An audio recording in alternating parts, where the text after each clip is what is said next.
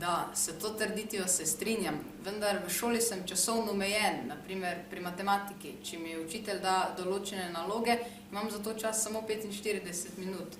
Doma se pa lahko v to še bolj poglobim, rešim več nalog in bolj natančno. Da, strinjam se, saj lahko pišem obnove zgodb, napišem svojo zgodbo, napišem svojo pesem, tekmujem na literarnih tekmovanjih in natečajih.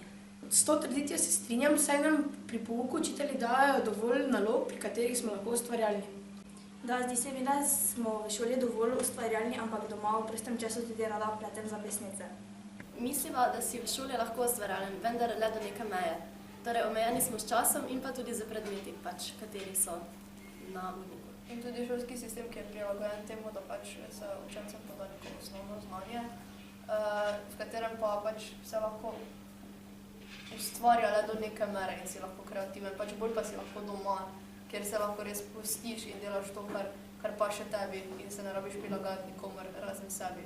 Ja, in lahko prosti čas izkoristiš tako, kot se zdi tebi najboljše.